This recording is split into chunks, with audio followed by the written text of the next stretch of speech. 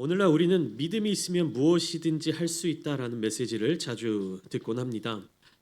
세상은 우리로 하여금 스스로 해내는 것, 스스로 자기 자신의 능력을 의지하는 것, 그러한 것을 믿음이라고 부릅니다.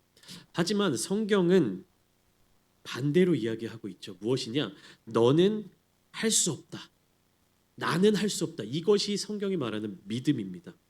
왜 그렇습니까? 나는 할 수 없지만 누가 하실 수 있다? 하나님께서 하실 수 있다. 그러니까 성경이 말하는 참된 믿음은요, 내가 할 수 없음을 인정하고 전적으로 하나님께 의지하는 믿음입니다. 그러니까 내가 할 수 없다라는 것을 인정하는 것은 무엇이냐? 결국 어떠한 자세가 필요하느냐? 나의 연약함을 인정해야 되는 것이, 나의 연약함을 바라보아야 하는 것입니다. 우리는 나 자신의 연약함을 바라보질 못합니다. 자꾸만 나의 연약함을 볼 때 눈을 감아버려요. 나의 부족한 모습을 볼 때 외면합니다. 그러나 하나님께서는요, 우리의 부족함을 통하여 역사하십니다. 나의 연약함을 통하여 하나님이 일하십니다. 그렇기 때문에 오늘 본문 말씀에서 예수님께서는 어린아이와 같이 되지 않으면 천국에 들어갈 수 없다라고 말씀하셨습니다. 왜 어린아이일까? 어린아이들은요, 스스로 할 수 없다, 자기들 스스로 할 수 없다라는 것을 본능적으로 압니다. 나는 할 수 없기 때문에 누구를 의지합니까? 엄마, 아빠를 의지합니다. 오늘 우리는 이 어린아이와 같은 믿음, 곧 나는 할 수 없다라는 고백이 어떤 의미인지 함께 깊이 묵상해보는 시간을 가지려고 합니다. 오늘 본문 3절에서 예수님은 제자들에게 말씀하셨습니다. 이르시되 진실로 너희에게 이르노니 너희가 돌이켜 어린아이들과 같이 되지 아니하면 결단코 천국에 들어가지 못하리라. 여기서 돌이켜라는 단어가 있죠.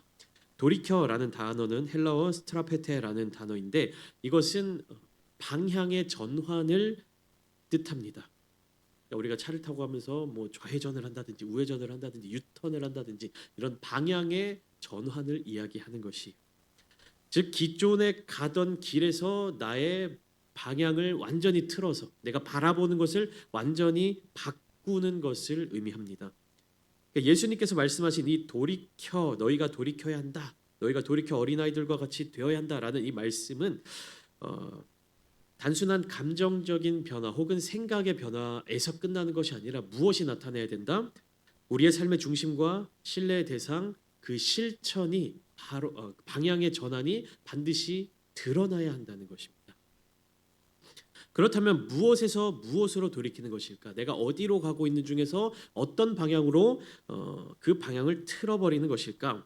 예수님의 비유 속에서는 어떤 모습에서 어떤 모습으로 방향을 바꾸라고 말씀하시냐면 어른의 모습에서 어린아이의 모습으로 방향을 전환하도록 말씀하십니다.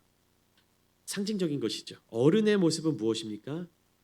내가 살아있는 것이, 내가 계획을 하고 내가 스스로 서 있을 수 있으며 나의 의지가 있고 내가 나의 삶을 결정하고 책임질 수 있는 것이 어른입니다.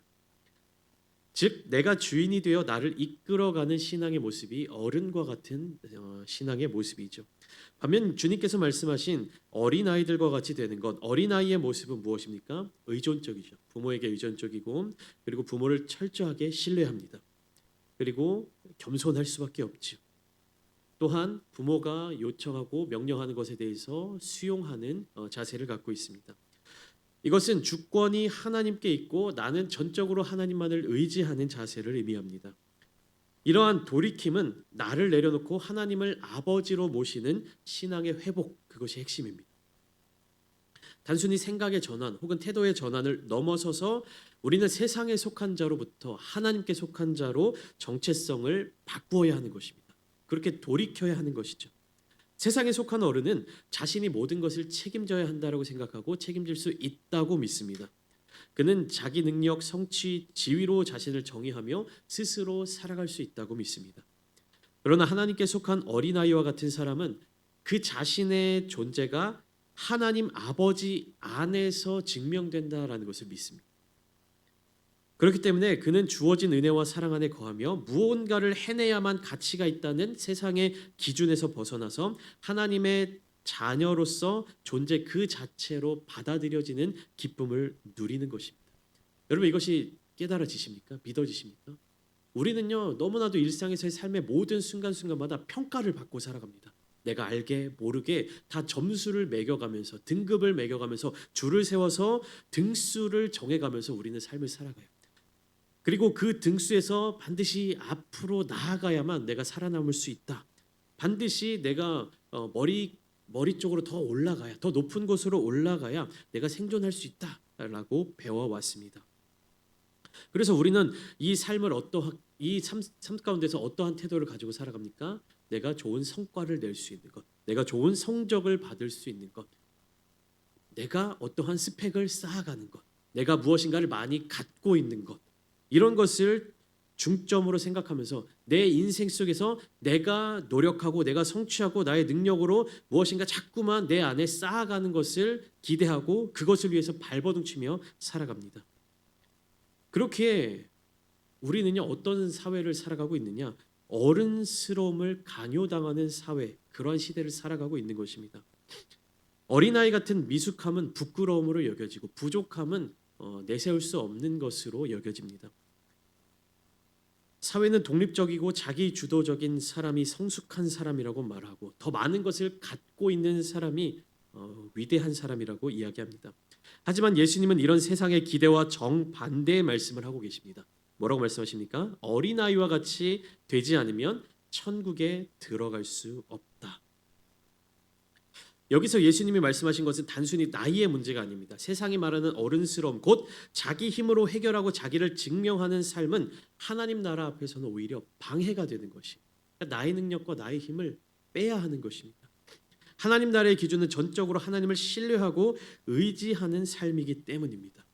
여러분, 그리스도인으로 살아간다는 것은 세상의 기준에서 성공하는 것을 추구하기보다 하나님 앞에서 순전함과 하나님을 신뢰하는 그 믿음을 지켜나가는 것을 의미합니다.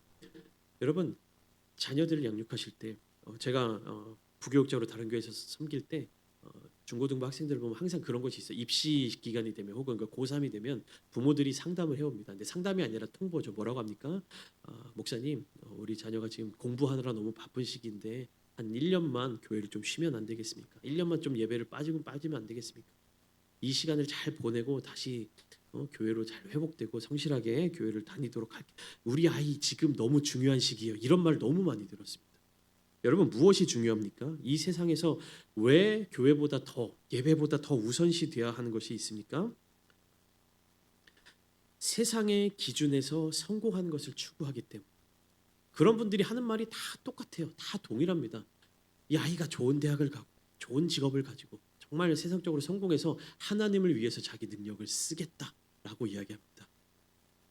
거칠게 얘기하겠습니다. 제 감정이 그랬어요. 말 같지도 않은 소리 하고 있습니다. 하나님은 지금 이 순간 너와 이야기 나누고 싶고 지금 이 순간 너와 함께 하고 싶은데 성공한 너의 모습을 하나님이 기대하시는 것이 아니라 이 세상 속에서 좋은 직업을 가지는 너를 하나님이 원하시는 것이 아니라 지금 이 순간 순전한 마음을 가지고 나아오는 너를 만나고 싶어 하시는데 뭔 대학이고 뭔 직장이고 뭔 취업이냐. 여러분들이 자녀를 키워보시면 아시지 않습니까? 자녀들이 좋은 직업 가지고 많은 용돈 주기를 바라십니까? 뭐 그러면 좋죠. 근데 그것보다 더 우선시 되는 것이 무엇입니까? 부모와 자녀 간의 진실한 관계, 진실한 믿음. 이것이 더 부모를 행복하게 만들어주는 것 아니겠습니까? 그리스도인이란 어떠한 삶을 살아야 되는가? 그리스도인은 누구인가? 이 정체성을 우리는 반드시 기억하며 살아가야 합니다. 우리는 하나님의 자녀입니다. 우리는 하나님의 자녀입니다. 그런데 이것을 잊어버리고 사는 그리스도인들이 너무나도 많습니다.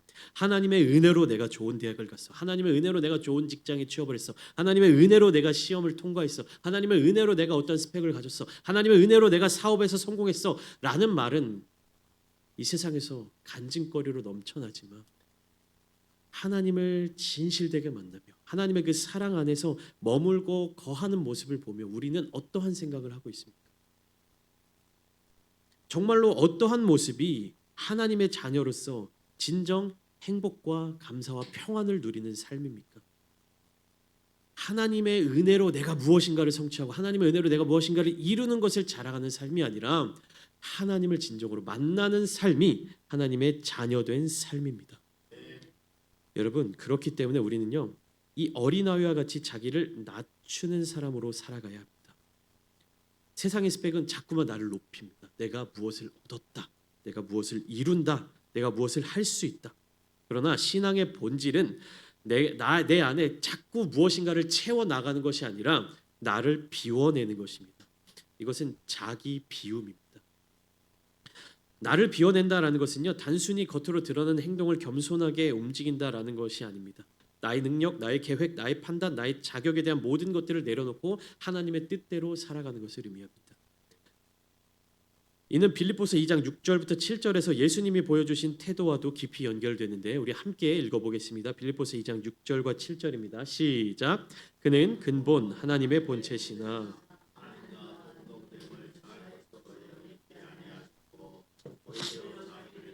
종의 형체를 가지사 사람들과 같이 되셨고. 여러분, 예수님은요 성자 하나님이십니다. 그러니까 얼마나 그 마음 가운데 지혜와 사랑이 가득 넘치셨겠습니까? 그러니까 예수님은요 이 땅의 공생의 사역을 시작하시면서 이렇게 행동하지 않으셨어요. 내가 생각했을 때 이러한 삶의 이러한 사역의 방향과 이러한 사역의 계획을 통해서 갈릴리 지역부터 유다 지역, 예루살렘 지역으로 어떻게 전도 여행을 떠나고 어떤 이적을 베풀고 어디에서 무엇을 행하여서 사람들에게 복음을 증거해야 되겠다라는 철저한 계획을 가지고 사역하지 않으셨습니다. 예수님은 어떠한 모습으로 사역하셨습니까? 새벽마다 밤마다 하나님 앞에 나아가 기도하셨습니다. 하나님의 뜻을 구하셨습니다. 그 예수님의 기도는 다른 것이 아니에요. 내 안에 있는 모든 것들을 비워내는 기도입니다. 하나님 무엇인가를 주십시오 보다 먼저 내 안에 있는 것들을 다 비워내는 기도를 주님께서 하셨습니다. 예수님은요 하나님으로서의 어떤 신성을 버리신 것이 아니라 그 하나님으로서의 누릴 수 있는 권리를 내가 사용하지 않겠다라고 결단하신 것입니다. 비워내는 것이죠. 이것은 어떠한 태도로 연결됩니까? 하나님 아버지께 완전한 순종으로 나아가는 것. 그렇기 때문에 우리가 그리스도를 따르는 삶 역시 나를 부인하고 하나님을 믿는, 하나님을 붙잡는 그 자리로 나아가는 여정입니다. 나를 비우지 않으면요 하나님을 향한 믿음이 있다라고 고백할 수 없습니다. 왜 그렇습니까? 믿음이 없기 때문에 자꾸 나의 무엇인가로 채워 넣는 것입니다. 믿음이 없기 때문에 자꾸만 나의 환경을 만들려고 하는 것입니다. 믿음이 없기 때문에 자꾸만 내 손에 쥐고 있는 무엇인가를 가지고 있어야 안심하는 것입니다. 여러분, 믿음이 있는 사람은요 아무것도 없더라도 하나님을 전적으로 신뢰할 수 있는 사람입니다. 확신을 가지고 살아갈 수 있는 사람입니다. 낙심하지 않는 사람이고요, 불안해하지 않는 사람입니다. 다윗의 고백과 같이 하나님께 소망을 둘 때 여전히 하나님을 찬송할 수 있는 것입니다. 낙심하지 않을 수 있는 것입니다. 즉 믿음의 여정은 내 안에 있는 힘을 발휘하는 것이 아니라 내 안에 더 많은 것들을 채워 넣는 것이 아니라 내 안에 있는 것을 비워내고 내려놓고 하나님의 힘을 붙드는 것에서부터 시작되는 것입니다. 그러니까 자기 비움이요 자기 비하가 아니에요. 나는 아무것도 없어, 나는 되는 게 없어, 나는 아무것도 못해. 이게 자기 비움이 아니에요. 이건 자기 비하입니다. 자기 비움은 나를 부정하는 것이 아니라 하나님의 더 크신 능력을 신뢰하는 과정입니다. 내가 할 수 있지만, 나는 이만큼 할 수 있지만 하나님이 하시면 이만큼 할 수 있다. 하나님이 하시면 이만큼 이루실 수 있다. 나의 능력은 여기까지가 한계지만 하나님의 능력은 무궁무진하시다. 제한이 없으시다. 어린아이는요 자기를 내려놓는 데 거리낌이 없습니다. 자기의 연약함을 그들 스스로 인식하고 이해하고 하는 것은 아니지만 자기가 약하다는 사실을 부끄러워하지 않고 숨기지 않습니다. 자기가 약하다는 것을 깨닫게 되었을 때, 자기가 벽에 부딪혔을 때, 자기가 무엇인가 할 수 없을 때 어린 아이들이 가장 먼저 하는 것이 무엇입니까? 엄마, 아빠, 엄마 아빠를 부르잖아. 나이가 어리면 어릴수록, 물론 너무 어리면 그 말조차도 못해서 그냥 응애응애 울기만 하지만 아프면 울고 배고프면 엄마를 부릅니다. 누군가의 도움 없이는 살아갈 수 없다는 것을 본능적으로 알고 있고요, 그것을 부끄러워하지 않습니다. 이 겸손과 의존이 바로 믿음의 시작점입니다. 신앙생활의 깊이는 내 능력이 커지는 데 있지 않습니다. 오히려 하나님 없이는 아무것도 할 수 없습니다라는 고백이 깊어질수록 우리의 신앙생활은 더욱 깊어지는 것입니다. 우리의 신앙이 깊어질수록, 여러분 부끄러운 이야기지만 죄를 더 안 짓고 살아가는, 죄를 깨닫지 않고 살아가는 것이 신앙의 깊이 있는 모습이 아니에요. 물론 우리가 자범죄라든지 우리가 계획하고 짓는 죄들은 신앙이 성장할수록 성숙할수록 그런 죄들은 다 사라져 가야 하지만 우리 내면에 있는 나의 연약함을 더 직면하고 바라볼 수밖에 없기 때문에 나는 죄인입니다. 나는 하나님 없이는 살아갈 수 없는 죄인입니다. 라는 고백이 날마다 터져 나오게 되는 것이에요. 내가 죄를 잘 짓는 것하고 나의 연약함을 바라보는 시선을 갖는 것하고는 다릅니다, 여러분. 그러니까 자기 비움과 자기 비하가 다른 것처럼요, 여러분. 우리는 하나님 없이는 예수님 없이는 단 하루도 살아갈 수 없는 존재임을 날마다 고백하며 살아갈 수 있어야 합니다. 나의 연약함을 깨달을 때, 나의 부족함을 인정할 때 우리는 주님의 능력으로 살아갈 수 있는 것입니다. 오늘날 우리가 살아가는 현대 사회는 연약함을 드러내는 것을 부끄러워하게 만들고 또 부족함을 인정하는 것을 곧 무능력으로 간주하는 경향이 짙습니다. 그렇기 때문에 우리는 실패하지 않으려고 안간힘을 쓰고 나의 약점을 감추려고 가면을 씁니다.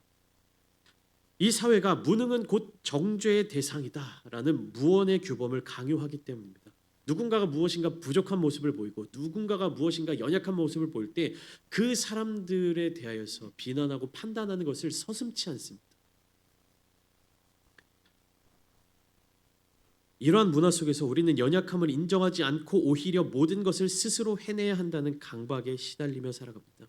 우리 사회 속 수많은 직장인들은 내가 열심히 일하다가 막 번아웃이 찾아오더라도 주변 동료들에게 힘들다라는 말 한마디를 하지 못합니다. 왜 그렇습니까? 약하다는 인식, 정신력이 부족하다라는 그 인식이 자기의 평가에 불이익이 되거나 무능하다라는 낙인을 찍히게 만들 수 있기 때문입니다.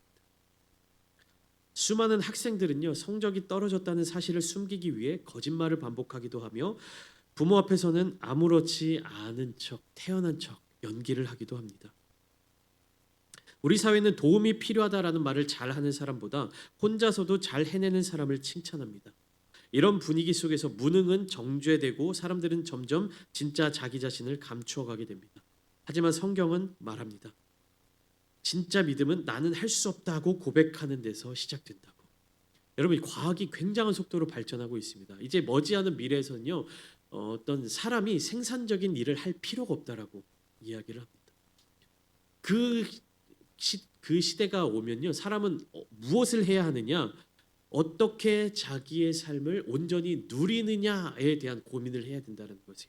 그러니까 무슨 말이냐? 지금까지는 우리가 사회의 어떤 그 구조 속에서 마치 옛날 그 영화 속에서 모던 타임즈 영화 속에서 그 돌아가는 톱니바퀴 속에 한 사람이 되는 것처럼 어떤 사회 구조 속에서 한 사람으로 살아갔다면 이제는 인공지능과 어떤 기계가 그 역할들을 다 감당한다라는 것이. 내가 무엇인가를 만들었던 사람이면 이제는 기계가 그 모든 것들을 생산해낼 수 있고요. 내가 사람들이 머리를 쓰고 연구하고 어떻게 했던 것들이 이제는 인공지능이 다 알아서 해준다는 것이. 그 시기가 온다면 사람들이 해야 할 일은 뭐냐면 온전히 내가 인간으로서 무엇을 누릴 수 있는가. 더 쉽게 말하면 자기의 행복을 찾는 일에 집중해야 한다는 것이. 여러분들의 삶을 한번 돌이켜 보십시오. 여러분들 오늘 주일 주님 앞 주님의 전에 나와서 예배드리기 전에 일주일간의 삶의 모습이 어땠습니까? 계속해서 반복되는 그 일정 가운데 어떤 사회의 그 구조 속에서 정말 정신없이 살아오지 않으셨습니까?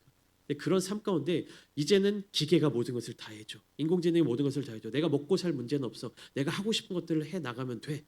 라는 그 상황이 딱 오게 됐을 때 여러분들은 무엇을 하시겠습니까? 오늘날을 살아가는 사람들은 여기에 대한 생각을 거의 하지 않는다라는 것이. 그렇기 때문에 휴일이 다가올 때라도 내가 무엇인가를 할 수 있는 기회가 찾아온다 할지라도 아무것도 하지 못하고 시간을 보내게 되는 경우가 너무나도 많다는 것입니다. 즉 생산적인 창의적인 활동들을 하지 못한다라는 것이. 그러나 여러분, 천국의 모습은 이와 같은 모습이 아닙니다. 천국은 어떤 모습을 갖고 살아갑니까? 우리가 아무것도 할 필요가 없어요. 우리가 어떠한 역할을 하지 않더라도 천국에서의 모든 삶들은 다 돌아갑니다. 그곳에서 우리가 해야 할 일은 무엇입니까? 그곳에서 우리가 할 수 있는 일은 무엇입니까? 하나님을 찬양하는 일, 하나님을 예배하는 일, 하나님께로 나아가는 일, 주님 품에 안겨 있는 일입니다. 여러분이 지금 정말로 시간의 많은 부분들을 할애해서 살아가고 있는 이 땅에서의 삶의 모습이 천국에서의 모습과는 전혀 다른, 가장 다른 모습으로 살아가고 있다는 것입니다. 그럼 어떤 모습이 천국에서의 삶의 모습과 가장 비슷한 모습입니까? 어린 아이와 같은 모습, 하고 싶은 것을 하면서 부모와 함께 있는 시간을 즐기면서 엄마 품에 안겨 있고 아빠와 함께 놀고, 그것이 천국에서의 모습입니다. 여러분, 우리가 지난 시간에 누가복음 15장의 말씀을 통해서 잃어버린 아들에 대한 이야기를 간단하게 나눴습니다. 앞부분은 함께 나누지 않고 뒷부분을 중점적으로 지난 시간에 함께 나눴는데, 앞부분을 한번 보시면 누가복음 15장 11절 탕자의 비유의 이야기는 이렇게 시작되고 있는데, 이 둘째 아들이 아버지를 향해서 첫 마디를 내뱉는 것이 이런 말을 하고 있습니다. 그 후 며칠이 안 되어 둘째 아들이 재물을 이게 아니고 제 12절을 제가 읽어드리겠습니다. 아버지, 재산 중에서 내게 돌아올 분깃을 주십시오. 이렇게 먼저 얘기를 해요. 그러니까 뭐냐, 자기 능력을 믿었고 계획도 있었고 자기가 어떻게 잘할 수 있다라는 그 생각을 갖고 살아갔던 것입니다.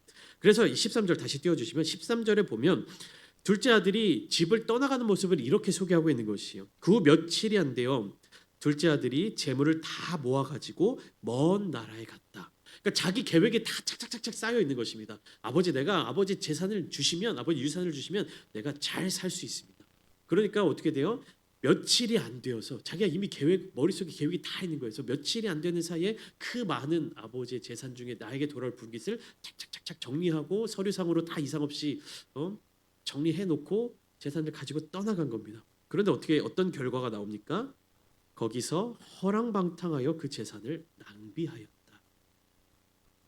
계획은 그럴듯합니다. 자기 머릿속에 정말 그럴듯한 계획이 있었습니다. 그렇기 때문에 며칠이 안 되어서 후딱 떠나갔는데, 그곳에서 그의 삶은 어땠냐? 허랑방탕하였다. 그는 모든 것을 잃고 이방인의 돼지를 치는 처지가 됩니다. 유대인들에게 돼지는 부정한 동물이었습니다. 그렇기 때문에 이보다 더 비참한 모습일 수가 없습니다. 탕자가 돌이키게 된 과정은 고통의 현실 앞에서 비로소 시작되고 있습니다.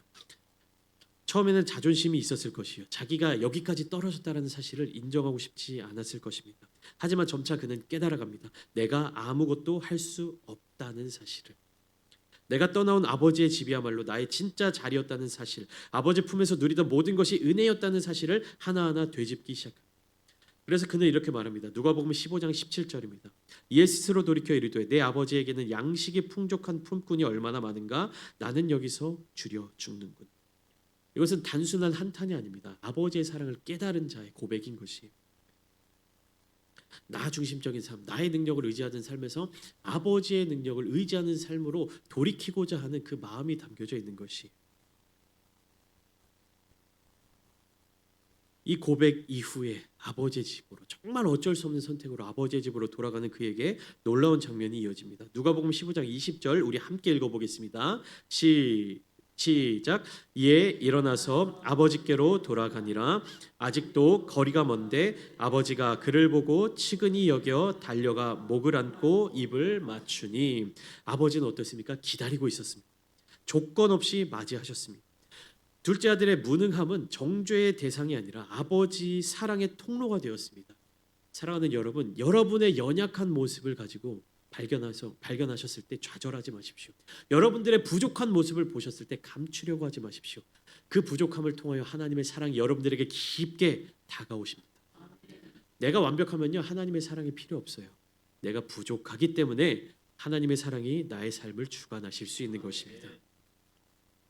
둘째 아들의 이 태도의 전환, 이 삶의 변화는요, 그가 아버지를 바라보는 시선이 바뀌었을 때 일어나게 되었습니다.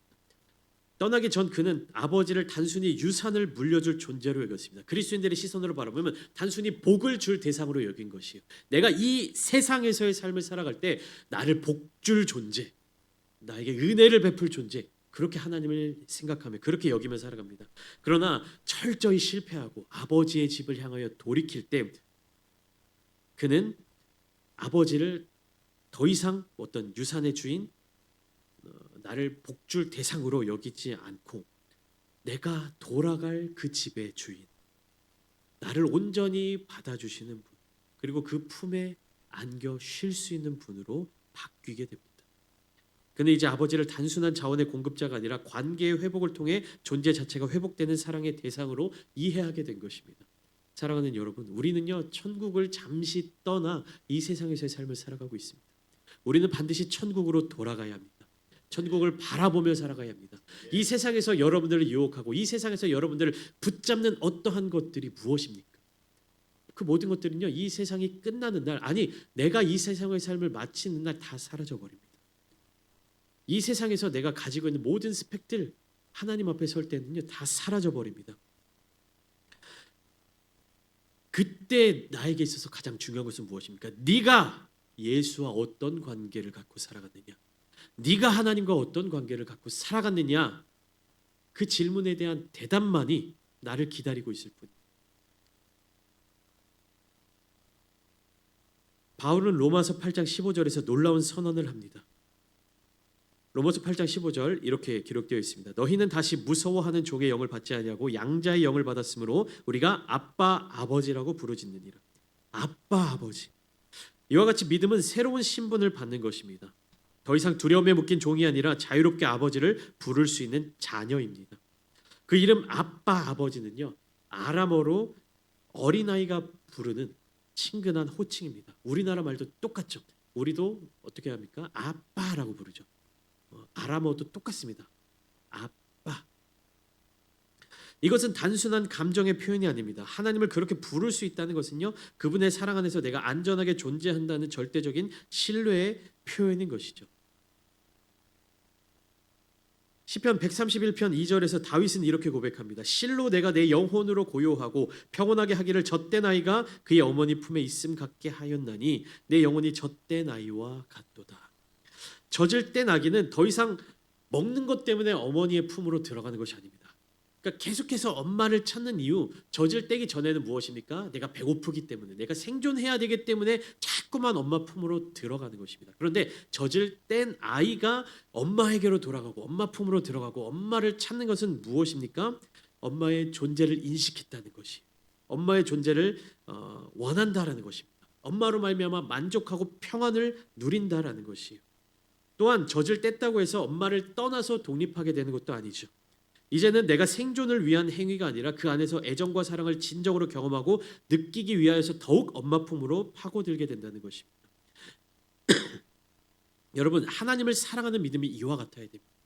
최초에 우리가 하나님을 만나게 된 것, 하나님의 구원을 경험하게 된 것, 내가 사망의 그 죄와 사망의 권세 아래서 죽을 수밖에 없었던 나의 영혼의 생존을 위하여서 하나님을 찾았다면 이제 우리가 성숙하고 성장한 신앙생활을 하게 되는 자로서 이제는 더 이상 이런 생존의 영역이 아니라 하나님으로부터 얻게 되는, 그리고 하나님을 찾게 되는 그 마음으로 나아가야 하는 것입니다. 하나님의 사랑을 깊이 누리기 위하여서, 하나님을 더욱 사랑하기 위해서 하나님께로 가까이 나아가야 하는 것이에요. 생존을 위해서가 아니라, 살아남기 위해서가 아니라.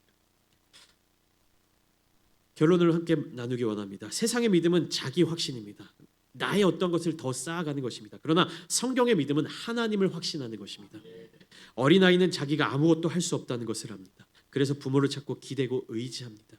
오늘 우리 신앙이 탕자처럼 자기 힘을 믿는 믿음인지, 아니면 아버지께 돌아가 아무것도 할 수 없습니다라고 고백하며 그 품에 안기는 믿음인지를 점검해 보기를 소망합니다.